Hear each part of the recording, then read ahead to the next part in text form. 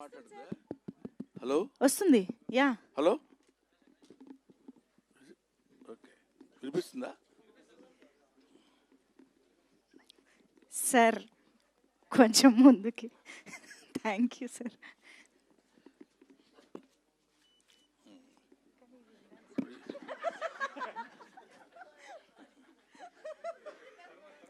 నేనే ఇప్పుడు ఇక్కడే పర్వాలేదా?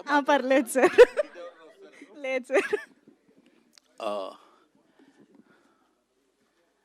ఎంజేఎం వాళ్ళు నిర్మిస్తున్న సినిమా గుర్రం పాపిరెడ్డి. ఈ సినిమా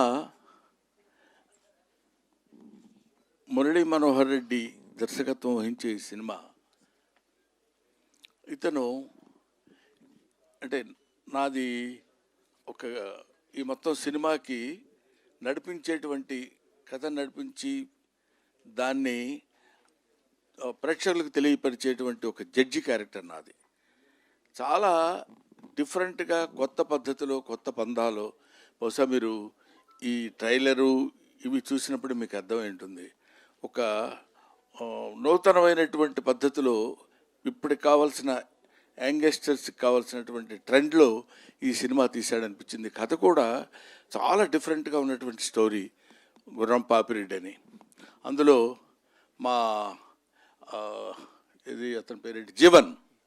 ఎక్కడున్నావు జీవన్? ఇందులో ఒక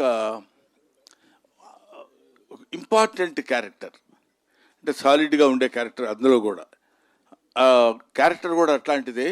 ఇతను ఈ క్యారెక్టర్కి అంటే ఒక రకంగా ఎక్కువ యాక్ట్ చేయాల్సిన పని లేకుండా నప్పే క్యారెక్టర్ అనమాట.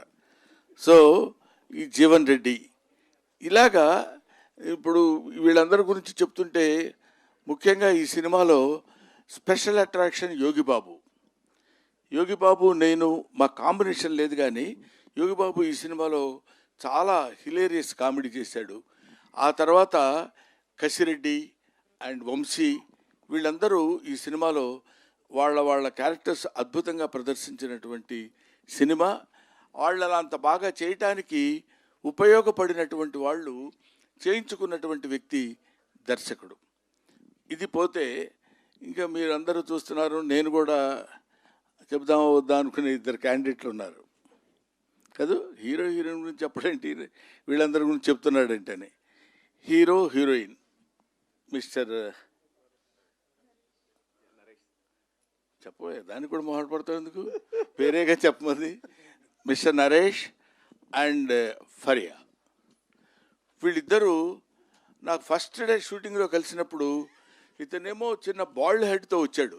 అంటే ఏదో గెటప్ ఏమో నాకు తెలియదు. నమస్కారం సార్, ఎవరు రానిచ్చారా వీళ్ళని? సెట్లో కూర్చుని నేనేమో జడ్జిగా అక్కడ కూర్చుని ఉన్నాను, వీళ్ళిద్దరు వచ్చి నమస్కారం అండి అని. ఈ అమ్మాయి ఏమో ఓల్డ్ ఉమన్, ఒక 95 years అమ్మాయిలాగా. వీళ్ళిద్దరు వచ్చి చెబుతుంటే ఎవరో చూడటానికి వచ్చారేమో, షూటింగ్ వీళ్ళని అలౌ చేశారేమో అనుకున్నాను నేను.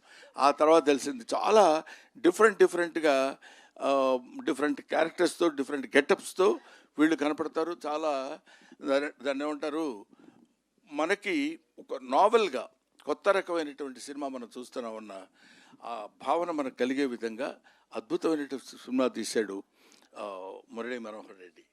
ఈ సినిమాకి ప్రొడ్యూసర్స్ అమర్ గారు, బాబీ, అతను ఏదో సెన్సార్ ఆఫీస్లో ఎక్కడ ఉన్నారంట ఆయన, సంధ్య గారు నాకు తెలిసినంతవరకు. ఇంకెవరైనా ఉన్నారండి? వేణు గారు. వీళ్ళు ప్రొడ్యూసర్సు.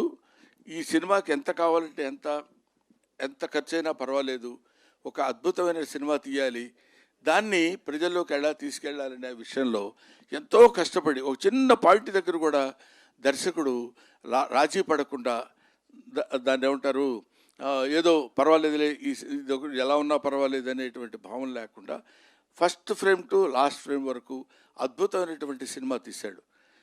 ఇటువంటి సినిమాలు మీరు డెఫినెట్గా చూసి ఆదరిస్తారని తెలుసు. ఆదరించాలని మాత్రం మనస్ఫూర్తిగా నేను కోరుకుంటున్నాను. ఇటువంటి సినిమాలు తీస్తే, ఇలాంటి ప్రొడ్యూసర్స్ కొత్తగా వచ్చిన వాళ్ళు ఇంకా మంచి సినిమాలు తీసి ఇంకా బోల్డన్ని సినిమాలు తీస్తే ఎన్నో కుటుంబాలు బతుకుతాయి. మన సినిమా కళకళలాడుతూ నిత్య కళ్యాణం పచ్చతోరణంగా ఉంటుందని ఒక ఓల్డ్ ఆర్టిస్ట్ లాగా మీ ముందు మనవి చేస్తున్నాను. ఓల్డ్ ఆర్టిస్ట్ అంటే కంటే ఎక్స్పీరియన్స్డ్ ఆర్టిస్ట్ లాగా మీ ముందు మనవి చేసుకుంటున్నాను. You bless them. రేపు 19వ తారీఖు డిసెంబర్ 19న ఈ సినిమా రిలీజ్ కాబోతుంది. అందరూ పాపం బాగా టెన్షన్ పడుతున్నారు. ఇప్పుడు ఈ టెన్షన్లో నేనేమొస్తానే 2 గంటల నుంచి 3 గంటల వరకు, అంటే జస్ట్ డెఫినెట్గా నిద్రపోయే టైం అది నాకు. స్పెసిఫిక్గా నిద్రపోయే వాళ్ళ సంగతి నాకు తెలియదు. కానీ ఈ టైంలో మీరు ఇక్కడికి వచ్చేస్తే బాగుంటుందండి అని చెప్తే, సరే ఈ ఒక్కరోజు నిద్ర మానుకోవడానికి పెద్ద దేశం ఏమి కొంపలు మునిగిపోవు, ఉక్రెయిన్ యుద్ధం ఆగిపోదు. కాబట్టి వెళ్ళొచ్చు. మంచి సినిమాలు, కుర్రాళ్ళు చేసే అటెంప్టు, ఇందులో ఈ కంటెంట్ ఉంది. ఇట్లాంటి మంచి సినిమాల గురించి 4 ముక్కలు మనం మాట్లాడినా, 4 ముక్కలు నలుగురు తెలుసుకున్నా ఇలాంటి మంచి సినిమాలు సక్సెస్ అవుతాయని నేను మనస్ఫూర్తిగా కోరుకుంటూ, ఇలాంటి సినిమాలు ముందు ఎన్నో సినిమాలు రావాలి, సక్సెస్ అవ్వాలి. ఇలాంటి ప్రొడ్యూసర్స్ 10 కాలాల పాటు ఉండాలి. ఇలాంటి దర్శకులకి మంచి భవిష్యత్తు ఉండాలని నేను మనస్ఫూర్తిగా కోరుకుంటున్నాను. Thank you very much. Thanks ఎలా.